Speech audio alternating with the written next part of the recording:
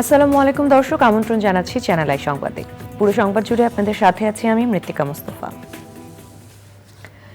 বিস্তারিত সংবাদের শুরুতেই জানিয়ে দিচ্ছি সুপার ফ্রেশ ফর্টিফাইড সয়াবিন তেলের সংবাদ শিরোনামগুলো।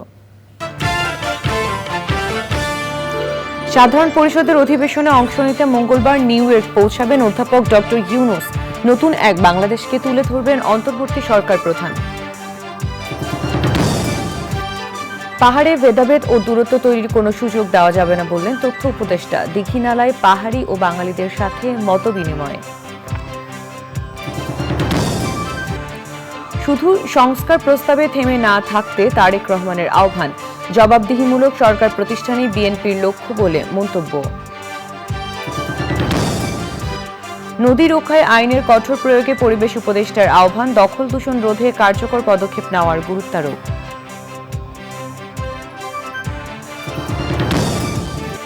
এবং চেন্নাই টেস্টের তৃতীয় দিন জুড়ে ভারতের দাপট। রেকর্ড 515 রানের টার্গেট পাওয়া বাংলাদেশকে করতে হবে আরও 357 রান।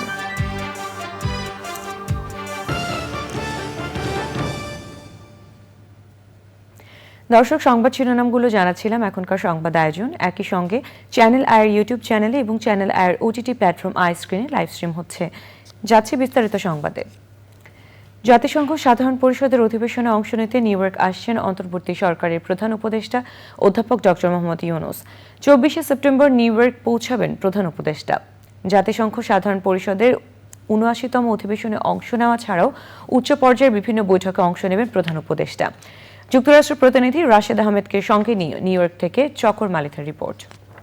বিশ্ববাসীর সামনে এখন এক নতুন বাংলাদেশ, যার নেতৃত্ব দিচ্ছেন শান্তিতে নোবেল বিজয়ী অর্থনীতিবিদ অধ্যাপক মোহাম্মদ ইউনুস। তবে এবার নোবেল বিজয়ী হিসেবে নয়, জাতিসংঘ সাধারণ পরিষদের অধিবেশনে নতুন বাংলাদেশকে তিনি তুলে ধরবেন অন্তর্বর্তীকালীন সরকারের প্রধান উপদেষ্টা হিসেবে। ইতিমধ্যেই বিশ্বের বিভিন্ন দেশের রাষ্ট্র ও সরকার প্রধানরা জাতিসংঘ সাধারণ পরিষদের অধিবেশনে যোগ দিয়েছেন। 24শে সেপ্টেম্বর নিউ ইয়র্ক পৌঁছে প্রধান উপদেষ্টা যোগ দিবেন জাতিসংঘ সাধারণ পরিষদের অধিবেশনে। 27শে সেপ্টেম্বর অধিবেশনে ভাষণ দেবেন তিনি। বাংলাদেশের প্রতিনিধিত্ব করা অরাজনৈতিক সরকার প্রধান তার বক্তৃতায় রাজনৈতিক পট পরিবর্তনের পাশাপাশি তুলে ধরবেন বাংলাদেশের সংস্কার পরিকল্পনা। যুক্তরাষ্ট্রের প্রবাসী বাংলাদেশিদের মধ্যে অধ্যাপক মোহাম্মদ ইউনুসের আগমন নিয়ে ব্যাপক উচ্ছ্বাস।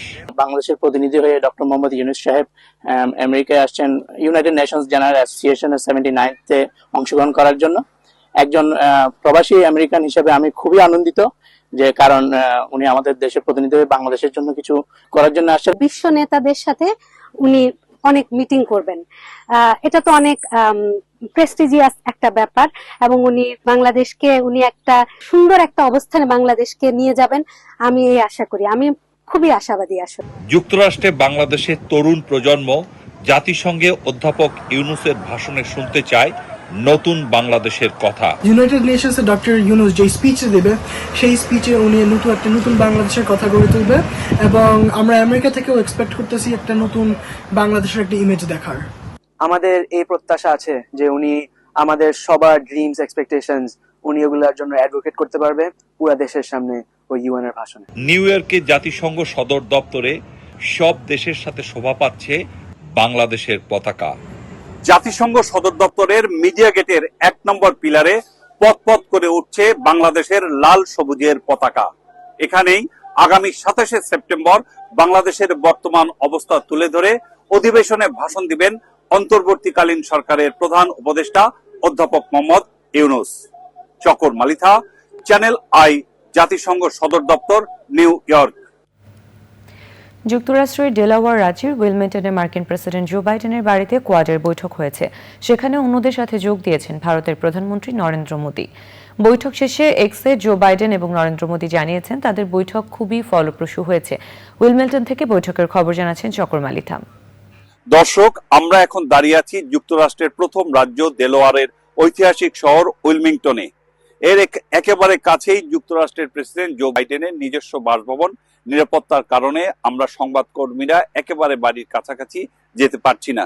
কিছুক্ষণ আগে আজকে বিকেল বেলায় এখানে অনুষ্ঠিত হয়েছে কোয়াডের সম্মেলন। কোয়াডে ভারত, অস্ট্রেলিয়া, জাপান এবং যুক্তরাষ্ট্র 4 দেশ মিলে একটি একটি নিরাপত্তা সংগঠন। সেখানে বৈঠক হয়েছে। বৈঠক হোস্ট করেছেন যুক্তরাষ্ট্রের প্রেসিডেন্ট জো বাইডেন। বৈঠকের এক ফাঁকে যুক্তরাষ্ট্রের প্রেসিডেন্ট জো বাইডেন এবং ভারতের প্রধানমন্ত্রী নরেন্দ্র মোদী দ্বিপাক্ষিক বৈঠক করেছেন। বৈঠকে দুই নেতা ভারত এবং তাদের দ্বিপাক্ষিক বিভিন্ন বিষয় নিয়ে কথা বলেছেন। পাশাপাশি দুই নেতা কথা বলেছেন চীন এবং রাশিয়া ইস্যুতে। তবে বৈঠকে তারা বাংলাদেশ প্রসঙ্গে কোনো কথা বলেছেন কিনা সে প্রসঙ্গে আমরা এখনো কিছু জানতে পারিনি। বৈঠক শেষে দুই নেতা যে টুইট করেছেন সেখানে তারা বলেছেন যে ভারত এবং যুক্তরাষ্ট্রের মধ্যে যে সম্পর্ক এই বৈঠকের ফলে আগামীতে আরো দৃঢ়তর হবে। বৈঠকে যুক্তরাষ্ট্রের পক্ষে উপস্থিত ছিলেন জো বাইডেন। জো বাইডেনের সাথে ছিলেন যুক্তরাষ্ট্রের পররাষ্ট্রমন্ত্রী অ্যান্টনি ব্লিংকেন এবং যুক্তরাষ্ট্রের প্রেসিডেন্টের নিরাপত্তা বিষয়ক উপদেষ্টা। এদিকে ভারতের পক্ষে নরেন্দ্র মোদীর সাথে ছিলেন ভারতের পররাষ্ট্রমন্ত্রী এস জয়শঙ্কর এবং যুক্তরাষ্ট্রে ভারতের রাষ্ট্রদূত মৃত্তিকা। ধন্যবাদ চকর। তথ্য ও সম্প্রচার উপদেষ্টা নাহিদ ইসলাম বলেছেন, পাহাড়ে ভেদাভেদ ও দূরত্ব তৈরির কোনো সুযোগ দেওয়া যাবে না। শনিবার বিকেলে খাগড়াছড়ির দীঘিনালায় সহিংসতায় ক্ষতিগ্রস্ত বাজার পরিদর্শনের পর বাস টার্মিনাল এলাকায় স্থানীয় পাহাড়ি ও বাঙালিদের সাথে মতবিনিময় করেন তিনি। নাহিদ ইসলাম বলেন, পাহাড়ে নানা ধরনের বৈষম্য রয়েছে। সেখানে বসবাস করা জনগোষ্ঠী নানা রকমের বঞ্চনার শিকার। নতুন বাংলাদেশে কোনো বৈষম্য থাকবে না বলে মন্তব্য করেন তিনি।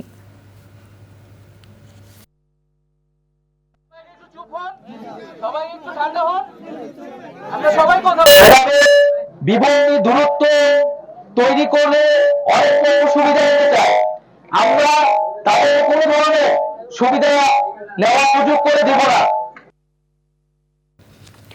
বিএনপির ভারপ্রাপ্ত চেয়ারম্যান তারেক রহমান বলেছেন, জনগণের ভাগ্য পরিবর্তন করতে হলে শুধু সংস্কার প্রস্তাবে থেমে থাকলে হবে না, মানুষের রাজনৈতিক ও অর্থনৈতিক মুক্তি নিশ্চিত করতে হবে। সিরাজগঞ্জ জেলা বিএনপির স্মরণসভায় তিনি আরও বলেন, দেশে জবাবদিহিমূলক সরকার প্রতিষ্ঠায় বিএনপির বড় লক্ষ্য। মইনুল হাসানের রিপোর্ট। বৈষম্য বিরোধী আন্দোলনে শহীদদের স্মরণে সিরাজগঞ্জের বেলকুচি, চৌহলি ও এনায়েতপুর বিএনপির উদ্যোগে স্মরণসভা ঘিরে স্লোগানে মুখর হয়ে ওঠে সমাবেশ স্থল ও আশেপাশের এলাকা। স্মরণসভায় শুরুতেই বক্তব্য দেন বিএনপির সিনিয়র নেতারা। সিনিয়র নেতাদের বক্তব্যের পরেই শুরু হয় অঝোর বৃষ্টি। প্রায় 1 ঘন্টা পর বৃষ্টি থামলে লন্ডন থেকে ভিডিও কনফারেন্সে যুক্ত হয়ে বক্তব্য দেন দলের ভারপ্রাপ্ত চেয়ারম্যান তারেক রহমান। বাংলাদেশের কোটি কোটি মানুষ কিছুদিন আগেও যাদের কথা বলার অধিকার ছিল না, এই দেশের মানুষ স্বৈরাচারের অপশাসনের কারণে তাদের যে মৌলিক অধিকার খর্ব করা হয়েছিল, তাদের যে মৌলিক অধিকার ছিনিয়ে নেওয়া হয়েছিল, সেই অধিকারকে পুনঃপ্রতিষ্ঠিত করার জন্য বহু মানুষ আত্মত্যাগ করেছিলেন। আজ সিরাজগঞ্জে, বিশেষ করে এনায়েতপুর, বেলকুচি, চৌহলি এই এলাকার যে মানুষগুলো আত্মত্যাগ করেছেন, যাদের জন্য আমরা আজ এখানে একত্রিত হয়েছি, সেই মানুষগুলোর সেই আত্মত্যাগ বা আত্মদান আছে। তারেক রহমান সতর্ক করে বলেন, জনগণের ভোটের অধিকার নিশ্চিত না হওয়া পর্যন্ত বিএনপির আন্দোলন চলবে। যেই মানুষগুলোর আত্মত্যাগের বিনিময় আজ দেশকে আমরা স্বৈরাচার মুক্ত করতে পেরেছি, এই মানুষগুলোর আত্মত্যাগ সেদিনই সফল হবে যেদিন আমরা মানুষের ভোটের অধিকারকে পুনঃপ্রতিষ্ঠিত করতে পারবো। এবং শুধু তাই নয়, এই মানুষগুলোর আত্মত্যাগ পরিপূর্ণভাবে সেদিনই 100% সফল হবে যেদিন আমরা বাংলাদেশের মানুষের রাজনৈতিক অধিকার পুনঃপ্রতিষ্ঠার পাশাপাশি আমরা বাংলাদেশের মানুষের অর্থনৈতিক মুক্তিও অর্জন করতে সক্ষম হব। আইন নিজ হাতে না তুলে নিয়ে দেশের কল্যাণে ঐক্যবদ্ধভাবে কাজ করতে নেতাকর্মীদের প্রতি আহ্বান জানান তারেক রহমান। Manul Hasan, channel I, Sirajganj. গণঅভ্যুত্থানের সত্যিকারের অংশীদার যারা, তারা এর সুফল ভোগ করতে পারছেন না বলে মনে করছেন অংশীজনেরা। Centre for governance studies CGS আয়োজিত সেমিনারে বক্তারা আইন শৃঙ্খলা রক্ষায় অন্তর্বর্তী সরকারকে আরও বেশি তৎপর হওয়ার আহ্বান জানিয়েছেন। লালা নওশিনের রিপোর্ট। শেখ হাসিনা সরকারের দীর্ঘ 15 বছরের শাসনামলে বিরোধী মতকে দমন পীড়নের কারণে সবাই যখন নিশ্চুপ, তখন জীবন বাজি রেখে অনেকেই প্রতিবাদ করেছেন। সে কারণে মামলাসহ নানাভাবে হেনস্থার শিকার হয়েছেন তারা। CGS আয়োজিত দুঃসময়ের কণ্ঠস্বর, তাদের স্বপ্ন ও বাস্তবতা শীর্ষক সেমিনারে এমন কথাই তুলে ধরেছেন বিগত সরকারের সময় নির্যাতিতরা। প্রত্যেকটা মানুষকে প্রতিবাদ করতাম, সেই মানুষটা একদম চুপ হয়ে গিয়েছিলাম, মানে ভয়ে আমি কথাও বলতে পারতাম না। আমাকে ভাবতে হচ্ছে আমার জীবন বাঁচবে কিনা, আমার জমিতে আমি নিরাপদে থাকতে পারবো কিনা। এখন এটা নতুন কিছু না, তাহলে পরিবর্তনটা হলো কোথায়? গণঅভ্যুত্থান পরবর্তী সংকট নিয়েও কথা বলেন বক্তারা। এবং সরকার যে সে আসলে ডিসফাংশনাল, মানে আপাতত ডিসফাংশনাল শো হচ্ছে, তো এটা কোনোটাই আসলে আমাদের এই গণঅভ্যুত্থানের জন্য পজিটিভ কিছু না। প্রাইম মিনিস্টার অফিস যেটা তারা চালায়, আমরা চালায়, স্বৈরাচারের আমলা দিয়ে বিপ্লবী সরকার চলতে পারে না। অন্তর্বর্তী সরকারকে গণমানুষের সাথে সম্পৃক্ত হওয়ার আহ্বান জানান বিভিন্ন রাজনৈতিক দলের প্রতিনিধিরা। সেনাবাহিনীকে ম্যাজিস্ট্রেসি পাওয়ার দেওয়া হলো, রাজনৈতিক দলগুলো হচ্ছে মেইন স্টেক হোল্ডার। এই সরকারের ব্যাকআপের জন্য, স্থিতিশীলতার জন্য রাজনৈতিক দলগুলো হবে তার অন্যতম সহযোগী। রাজনৈতিক দলগুলোর সাথে কোনো ওপেন আলোচনা নাই। আপনারা যদি মনে করেন যে এক স্বৈরাচারের পর আরেক স্বৈরাচার, আসলেই যদি এই বিলিভ করেন, তা আপনারা দল গঠন করেন, আপনারা আসেন, আপনারা রাজনীতি করেন, আপনারা দেখেন রাজনীতি কেমন। নানান ধরনের ঘটনা যে বিভিন্নভাবে তারা ঘটিয়েছে, মানে এমন কোনো পথ নাই যে পথগুলো তারা চালিয়েছে। এখন এই সবগুলো জায়গা থেকে আবার রাষ্ট্রটাকে বের করে নিয়ে আসার প্রশ্ন। বিগত সরকারের সময়ে গণমাধ্যমের বিতর্কিত ভূমিকার প্রসঙ্গ উঠে আসে আলোচনায়, উঠে আসে প্রত্যাশার কথাও। গত কয়েক বছর আমার উপর দিয়ে অনেক কিছু গেছে, আমাকে ফলো করা হয়েছে, আমার এখানে পুলিশ পাঠানো হয়েছে, আমার ব্যাংকের হিসাব নিকেশ খতিয়ে দেখা হয়েছে, ট্যাক্স ফাইল খতিয়ে দেখা হচ্ছে। কিন্তু ডিজিএফএনএসএ আমার অফিসের আমার কলিগরা এখানে অনেকেই আছেন যাদেরকে সপ্তাহে সপ্তাহে ডেকে নিয়ে যাওয়া হয়েছে, 2 ঘন্টা 3 ঘন্টা ইন্টারোগেট করা হয়েছে। আমরা যে কষ্টগুলোকে একসাথে নিয়ে কষ্ট থেকে উত্তরণের পথে একটা যাত্রা শুরু করেছি, সে যাত্রা যতই চ্যালেঞ্জিং হোক না কেন, আমরা যেন একজনের হাতটা ছেড়ে না দেই। প্রত্যেকেরই আমাদের ভূমিকা পালন করতে হবে, তা নাহলে কিন্তু এই অপূর্ণ আকাঙ্ক্ষা, বাসনা, স্বপ্ন, প্রত্যাশা যাই বলি অপূর্ণ থেকে যাবে এবং আমরা কাউকে কিন্তু দোষারোপ করতে পারবো না। সংকট মোকাবেলা করে গণমানুষের অধিকার প্রতিষ্ঠা করাই অন্তর্বর্তী সরকারের সবচেয়ে বড় চ্যালেঞ্জ বলে উল্লেখ করেন আলোচকরা। লাইলা নওশিন, চ্যানেল আই, ঢাকা। নদী রক্ষায় আইনের কঠোর প্রয়োগের পাশাপাশি জাতীয় উদ্যোগের প্রতিশ্রুতি দিয়েছেন পরিবেশ উপদেষ্টা সৈয়দা রিজওয়ানা হাসান। বিশ্ব নদী দিবস পালন ও মার্ক অ্যাঞ্জেলো রিভার অ্যাওয়ার্ড প্রদান অনুষ্ঠানে বক্তারা বলেন, ভবিষ্যতের বাসযোগ্য পৃথিবী বিনির্মাণে দখল দূষণ রোধে কার্যকর পদক্ষেপ নিতে হবে। নদীকে জীবন জীবিকা ও সংস্কৃতির অবিচ্ছেদ্য অংশ উল্লেখ করে এর সুরক্ষা ও নাব্য ফেরানোর বিকল্প নেই বলেছেন প্রকৃতি বন্ধু বীর মুক্তিযোদ্ধা মুকিত মজুমদার বাবু। আলিম আল রাজের রিপোর্ট।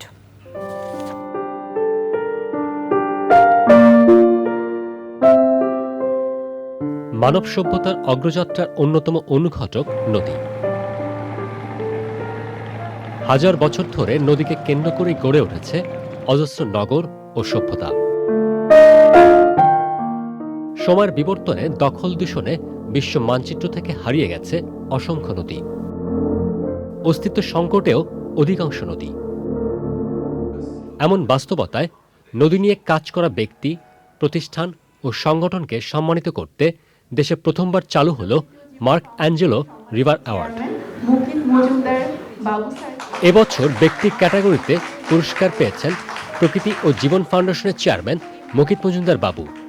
গবেষণা ক্যাটাগরিতে গবেষণা সংস্থা রিভার অ্যান্ড ডেল্টা রিসার্চ সেন্টারের চেয়ারম্যান মোহাম্মদ এজাজ ও সাংবাদিকতা ক্যাটাগরিতে প্রথম আলোর বিশেষ প্রতিনিধি Iftekhar Mahmud. Mr. Mukeed Majumdar Babu, Mr. Mohammed Azaz, and Mr. Iftikhar Mahmood. You all do amazing work, and I've been so impressed to read about your accomplishments. And for some of you, I knew about your work well before this. আমাদের খাদ্য, আমাদের কৃষি, আমাদের সাহিত্য, আমাদের সংস্কৃতি সবকিছুই নদী কেন্দ্রিক, নদী নির্ভর। কিন্তু সেই নদী কিন্তু দিন দিন আমরা দেখতেছি যে আমাদের চোখের সামনে প্রতিদিনই মানে হারানো নদীর তালিকায় একটি একটি করে নদী যুক্ত হচ্ছে। বাংলাদেশের এক সময় হয়তো আমরা আমাদের জীববৈচিত্র্য, আমাদের প্রাণী বৈচিত্র্য আমরা দেখব না, কিন্তু বাবুভাইয়ের যে ডকুমেন্টেশন তৈরি করে গেছেন, যে তৈরি করেছেন, সেটা দিয়ে আমাদের বাংলাদেশের জীববৈচিত্র্য আরও অনেক দিন বেঁচে থাকবে। আয়োজনে অংশ নিয়ে বিশিষ্টজনরা বলেন, সব পক্ষের কার্যকর অংশগ্রহণেই মিলবে মুক্তির রূপরেখা। পলিউশন মানে যা বলেন প্রতিদিনকে এত দ্রুত অবনতি হতে পারে তা চিন্তা পাই না। তো নদী নিয়ে কাজটা হচ্ছে যে বাংলাদেশে যে কোনো কাজের ক্ষেত্রে মানবাধিকার থেকে মানে শুরুবাইরা মানবাধিকারের কথা বলে অনেক কাজ করে অনেক কষ্ট পেয়েছেন। আমরা মনে করি নদী নিয়ে কাজ তার চেয়ে অনেক বেশি রিস্কি, কারণ হচ্ছে নদীর সাথে বাংলাদেশের অস্তিত্বের সাথে সম্পর্ক। নদী এবং পরিবেশ এইটা বাংলাদেশের ক্ষেত্রে আমি বলবো যে একটা খুবই গভীর রাজনৈতিক ইস্যু, এবং কোনো ধরনের রাজনৈতিক বন্দোবস্ত এবং পরিকল্পনা এবং সদিচ্ছা ছাড়া এটা কখনোই সম্ভব না। এবং বাংলাদেশের রিভারকে অলওয়েজ একটা অর্নামেন্টাল বিষয় হিসেবে পাবলিক ফেজে দেখানো হয়েছে।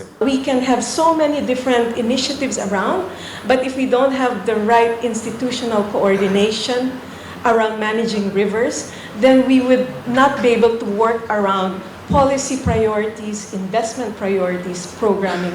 দেশের বেশিরভাগ নদী দূষিত উল্লেখ করে অতিথিরা বলেন, নিজেদের অস্তিত্ব টিকিয়ে রাখতে নদী রক্ষায় কার্যকর উদ্যোগের বিকল্প নেই। আমাদের কিন্তু সমস্যা দিন দিন অনেক বেড়ে গেছে।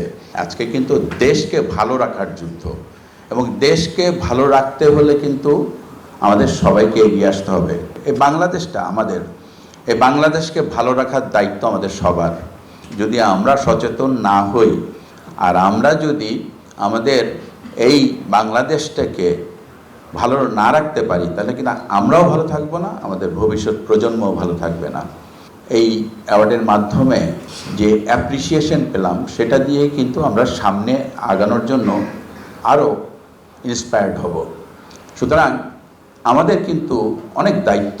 এখন একটা আশার আলো দেখছি সামনে, এবং সেই আশার আলোটা যেন আমরা জ্বালিয়ে রাখতে পারি, এবং এই আশার আলোকে ধরে যেন আমরা এগিয়ে যেতে পারি। আমরা তো নদীগুলোকে দূষণ মুক্ত করার একটা জাতীয় কার্যক্রম শুরুই করিনি কখনো। সকল বিভাগীয় কমিশনারকে নির্দেশনা দিয়েছি যে তারা আগামী 2 মাসের মধ্যে তাদের বিভাগের নদীগুলোকে দখল মুক্ত করার একটা কর্মপরিকল্পনা দেবে আমাদেরকে। যদি সংস্কারের কথা বলি, আমি সব সংস্কার কাগজে কলমে সুন্দর করে লিখে দিলাম, কিন্তু যারা ওই প্রতিষ্ঠানের দায়িত্বে আছেন তারা যদি সেই সংস্কারটা মনস্তত্ত্বে ধারণ না করেন, তাহলে কিন্তু আমরা বেশি দূর আগাতে পারবো না। বাংলাদেশ রিভার ফাউন্ডেশন ও কানাডার ওয়ার্ল্ড রিভার্স ডে হেডকোয়ার্টারের উদ্যোগে আয়োজনের সহযোগী নেকম, বাংলাদেশ নদী পরিব্রাজক দল সহ 5টি সংগঠন। আলিমাল ব্রাজি, চ্যানেল আই, ঢাকা। আজ বিশ্ব নদী দিবস। প্রতি বছর সেপ্টেম্বর মাসের শেষ রোববার নদী দিবস পালিত হয়। নদী সম্পর্কে সচেতনতা বাড়াতে দিবসটি পালন করা হয়। British Columbia institute of technology 1980 সাল থেকে প্রতি বছর সেপ্টেম্বর মাসের শেষ রোববার বিশ্ব নদী দিবস পালন করা শুরু করে। এরপর 2005 সাল থেকে জাতিসংঘের বিভিন্ন সহযোগী সংস্থা দিবসটি পালন করে আসছে। বিশ্বের অন্যান্য দেশের মতোই বাংলাদেশেও নানা আয়োজনে পালিত হচ্ছে দিবসটি। জানা গেছে, নগরায়নের ফলে গত 50 বছরে দেশের নদ নদীর সংখ্যা কমে নেমে এসেছে অর্ধেকের নিচে। এমন বাস্তবতায় সংকটে থাকা সভ্যতা রক্ষায়, নদী সংরক্ষণ ও নাব্যতা ফিরিয়ে আনায় গুরুত্বারোপ করেছেন পরিবেশবাদীরা। এবারে বাংলাদেশ ভারত টেস্ট সিরিজ।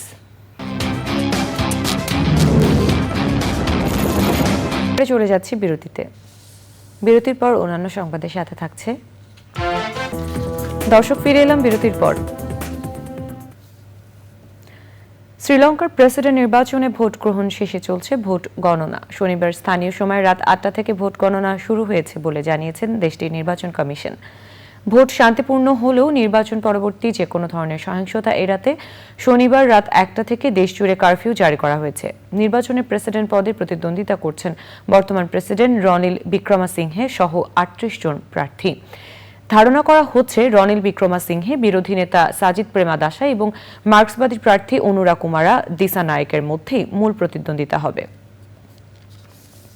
ভারতের পেট্রোপোল বন্দরে ট্রাকের মালিক ও চালকদের সিন্ডিকেটের কারণে বেনাপোল বন্দর দিয়ে আমদানি বাণিজ্য কমে গেছে। বড় ধরনের প্রভাব পড়েছে রাজস্ব আদায়ে। বেনাপোল বন্দর দিয়ে 24 ঘন্টা বাণিজ্য সচল থাকার চুক্তি থাকলেও সিন্ডিকেটের কারণে তা ব্যর্থ হচ্ছে। যশোর প্রতিনিধি আকরামুজ্জামানের রিপোর্ট। মাত্র কয়েক মাস আগেও বেনাপোল বন্দর দিয়ে প্রতিদিন 400 থেকে 450 ট্রাক পণ্য আমদানি হতো।